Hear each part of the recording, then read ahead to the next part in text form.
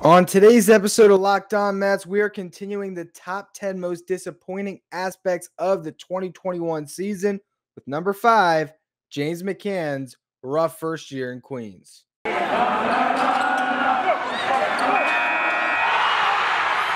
are Locked On Mets, your daily New York Mets podcast. Part of the Locked On Podcast Network, your team every day.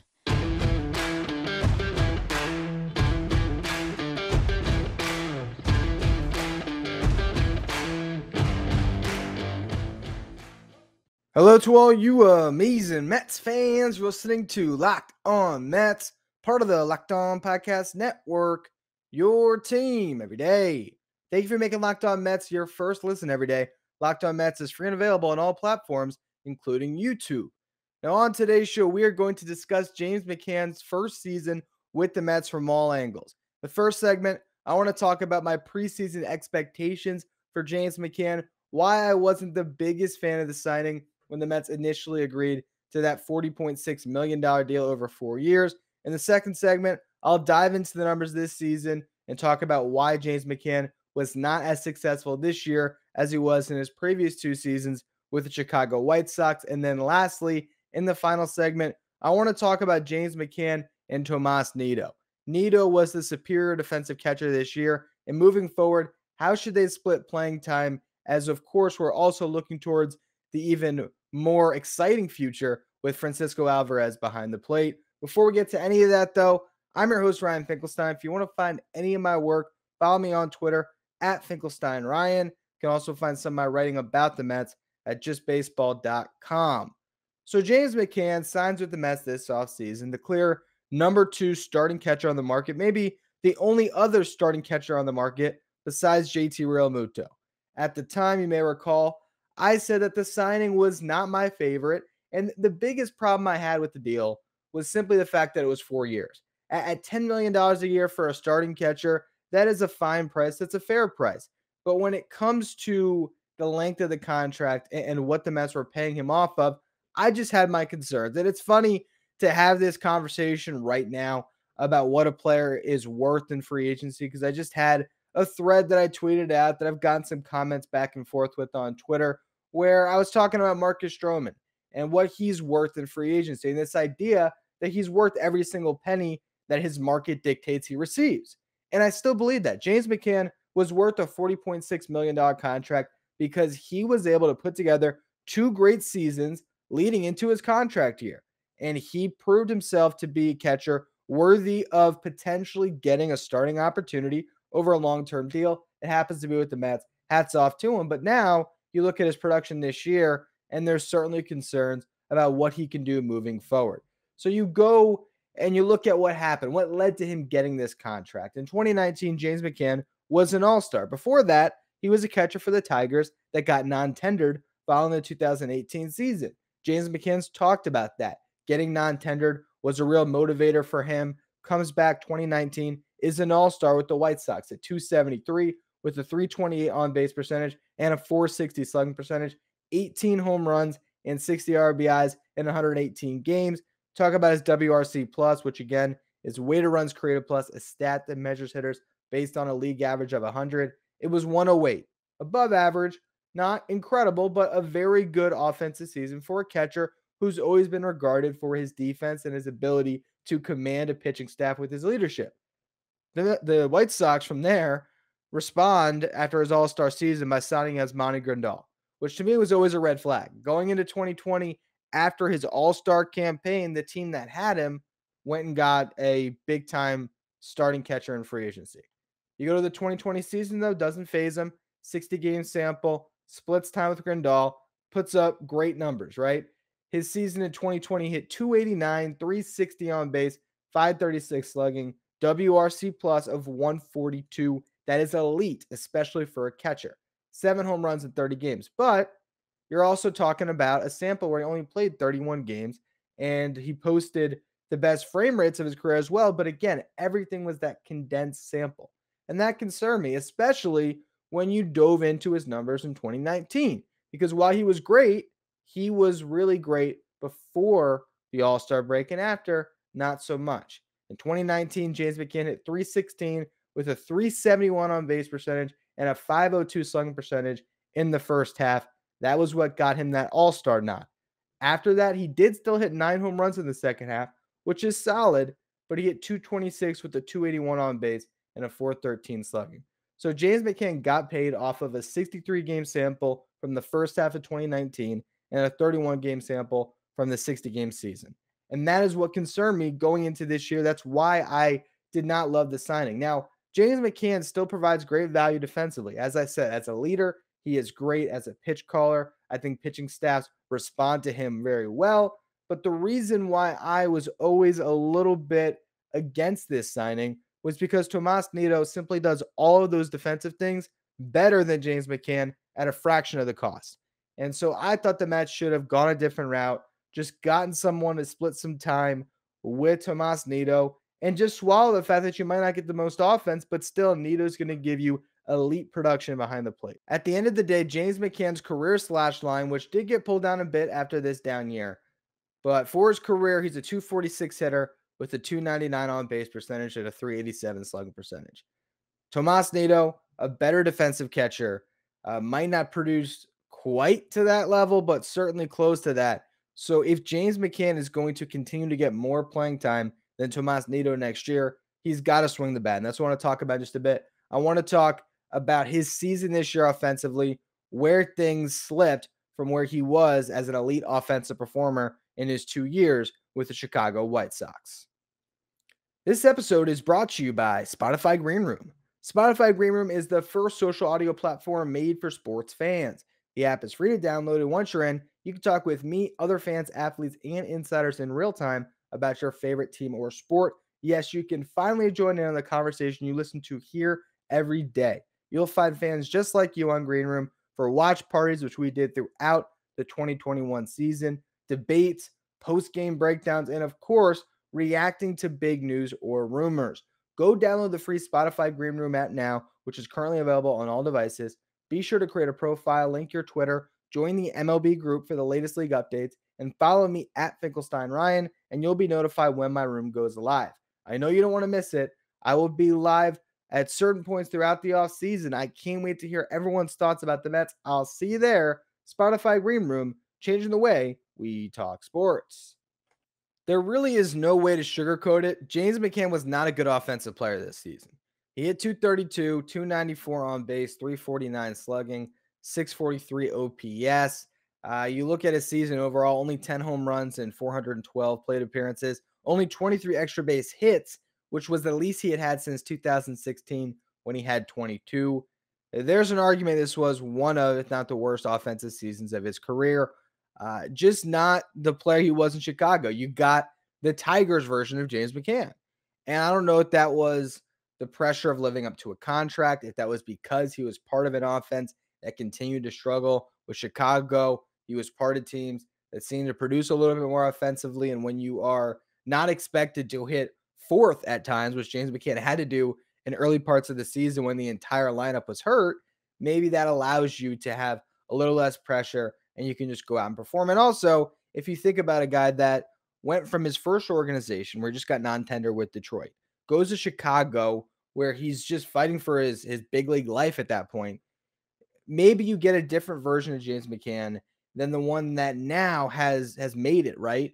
And I'm not saying that he would have had fat cat syndrome and not work. That's not the type of guy I think James McCann is. But what I'm more saying is that once you've made it and you've now created expectations, there's pressure to live up to those expectations, where maybe the last 2 years, it was a little bit more free and easy. It was, yeah, everyone's against me, but no one's believing in me. Let me go out and prove it. Now there's too many people who have expectations believing in me, and I fail to meet them. I don't know if that could be the psychology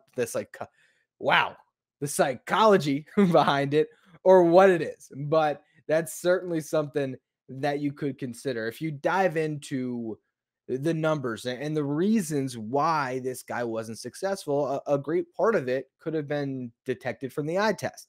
He was killing a lot of snails, right? He was hitting the ball into the ground all the time, grounding into double plays, just not looking comfortable, not hitting line drives, not really driving the ball into gaps with authority, but instead hitting a lot of ground balls to shortstops. I mean, that was what James McCann's season was. If you look at the numbers, obviously it backs that up.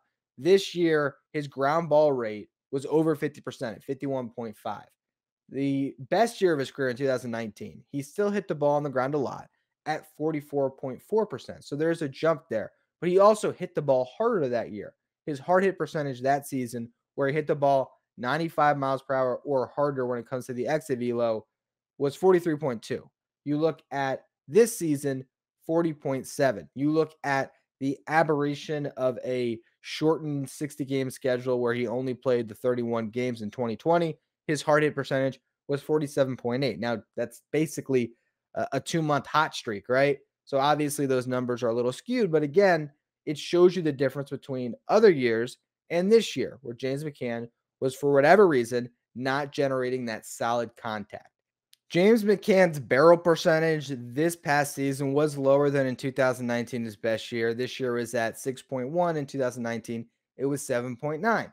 If you try to go through all the numbers, plate discipline, very similar. Hitting the ball to all fields, very similar. 37.6% pull percentage this year was literally identical to the number he put up in his best season in 2019. Where the clear problem came from this year is that James McCann, similar to Jeff McNeil, was not barreling up baseballs and not hitting the ball as hard as he did in years past. One great stat you can look at for James McCann that kind of tells the story of his season is expected slugging percentage. And this is a stat that is formulated using exit velocity and launch angle and on certain batted ball events, sprint speed, to detect what a player's slugging percentage should be. Expected slugging percentage, according to Baseball Savant, is more indicative of a player's skill than regular slugging percentage, as expected slugging percentage removes defense from the equation. Hitters and likewise pitchers are able to influence exit velocity and launch angle, but do not have control on what happens once that bat and ball is put into play. That's their explanation of what the stat is. So this is supposed to be the clearest measurement of what a player should be slugging during a season. So in 2019, again, when James McCann was at his best over a full year, his expected slugging percentage on fastballs was 441. You look at what happened in 2020, that jumped up a bit to 468. This year, his expected slugging percentage against fastballs was 368, a 100-point drop-off from what it was in the shortened season. You go to breaking pitches. In 2019, expected slugging percentage of 451. Then it was 453 in 2020. This year, all the way down to 284. When it comes to just off-speed pitches in general, James McCann, 457 expected slugging percentage in 2019, 438 in 2020, 307 this year. Numbers down across the board. Hopefully, whatever hitting coach comes in, helps coach these guys up, can help James McCann and Jeff McNeil and some of these other batters next season be able to barrel up baseballs again and hit for some power, because you need that to have a successful, functional lineup. But for James McCann personally, and when it comes to the Mets catching situation moving forward, if he's not hitting with power, if he's not hitting for some average, if he's not producing head and shoulders over Tomas Nido, he should not be playing over Tomas Nido, because Tomas Nido is arguably a top 2, top 3, maybe even the best defensive catcher in baseball, depending on what metrics you like.